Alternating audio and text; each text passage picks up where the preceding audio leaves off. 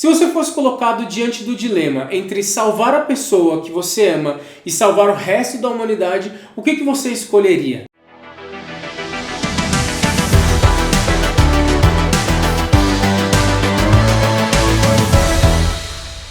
Aqui no Óculos você sabe, a gente costuma discutir sobre várias expressões culturais como cinema, séries de TV, música, e é a primeira vez que eu resolvi trazer um jogo de videogame para essa discussão. Aliás, a título de informação, a indústria dos games, ela movimenta tanta grana hoje em dia que já é maior do que a indústria da música e do cinema juntas. E junto com todo esse crescimento, os estúdios também estão investindo mais nas histórias, coisa que antes não acontecia. Se a gente pegar os jogos mais lá da minha infância, por exemplo, bastava ter ali um desafio para a gente ir avançando as fases e ninguém se importava muito com o enredo daquele jogo.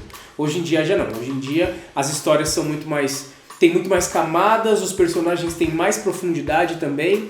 Então, partindo desse contexto de jogos com histórias mais interessantes, mais elaboradas, eu quero falar sobre The Last of Us, que é um jogo que saiu lá em 2013, The Last of Us, que na tradução seria O Último de Nós.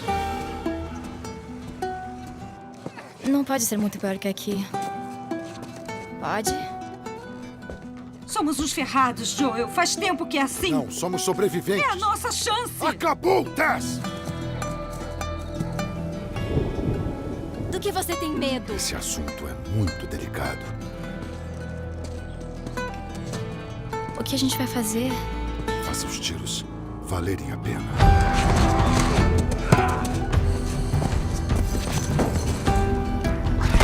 Olha, acho que tudo acontece por um motivo.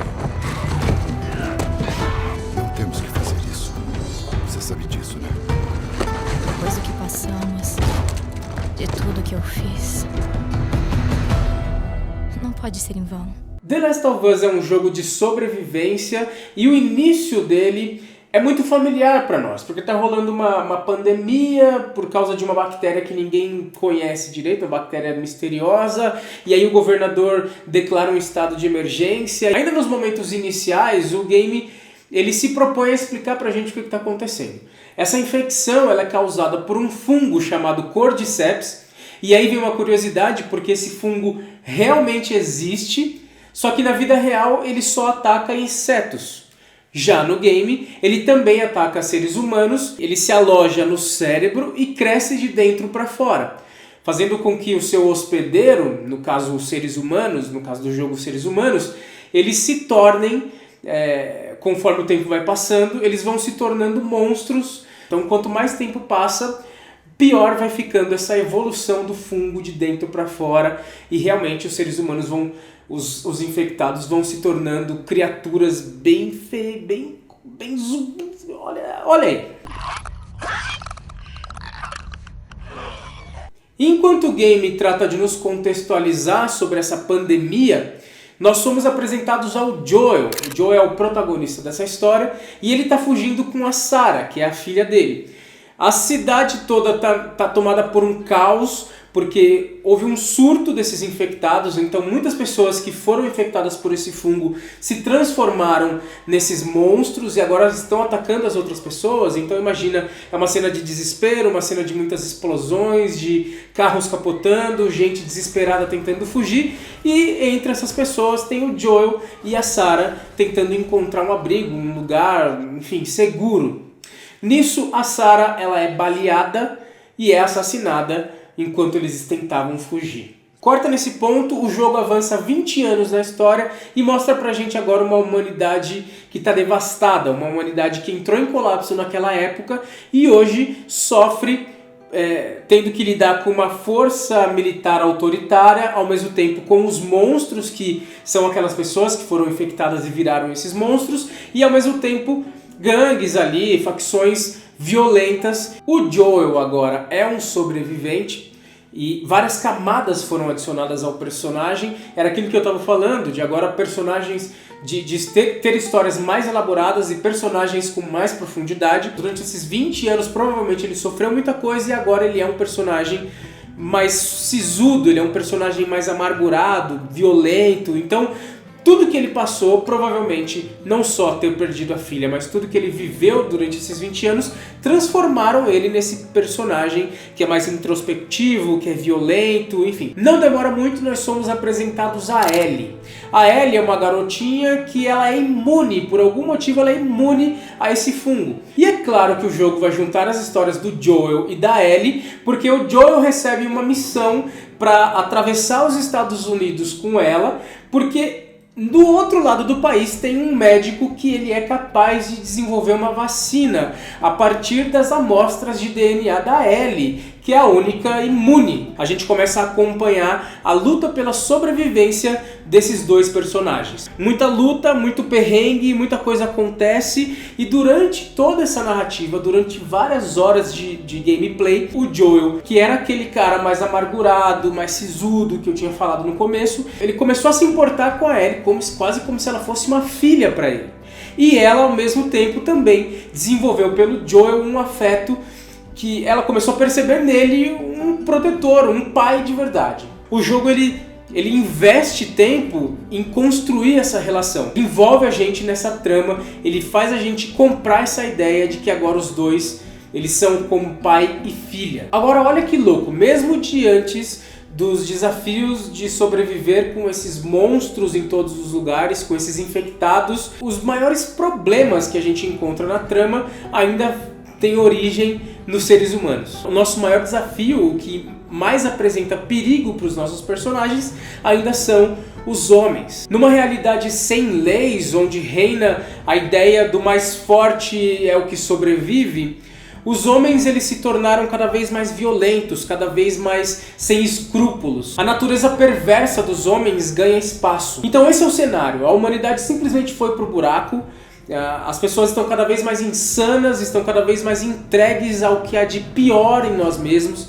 E para ilustrar isso que eu estou dizendo, tem um momento em que a Ellie ela é sequestrada, ela é raptada por um grupo de canibais. Sim, canibais. Gente que come gente. E o líder desses canibais, ele tenta violentar a Ellie, que é uma garotinha. E esse é o nível de pessoas de inimigos que a gente enfrenta. Pessoas que realmente perderam o senso do que é certo e do que é errado. E, enfim, depois de passar por tanta coisa, depois de perceber a construção do relacionamento entre o Joel e Ellie, e depois de passar por tantos perigos contra esses infectados e também, principalmente, contra os humanos cruéis desse mundo maluco que nos foi apresentado, nós chegamos ao final. Tudo parece bem até que o Joel recebe a informação que para produzir essa vacina, a Ellie teria que ser sacrificada. Se você fosse colocado diante do dilema entre salvar a pessoa que você ama e salvar o resto da humanidade, o que você escolheria? O Joel não pensou duas vezes, ele optou por salvar a Ellie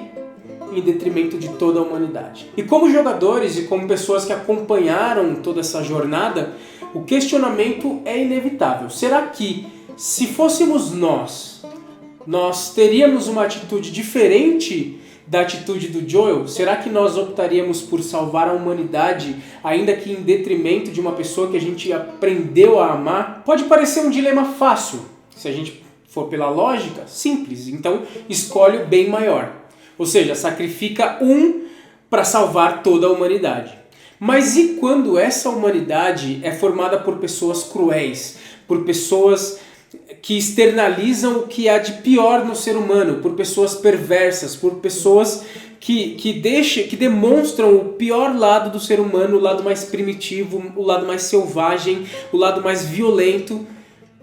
Aí a gente começa a entender a motivação do Joel. Não fazia sentido sacrificar alguém que ele aprendeu a amar por pessoas tão entregues ao mal, por pessoas tão corrompidas, por pessoas tão perversas. Assim como não faz sentido a gente tentar entender a lógica do Evangelho através da nossa consciência limitada, do nosso senso limitado de justiça e de merecimento. Diante de Deus, nenhum de nós é justo, nenhum de nós é bom.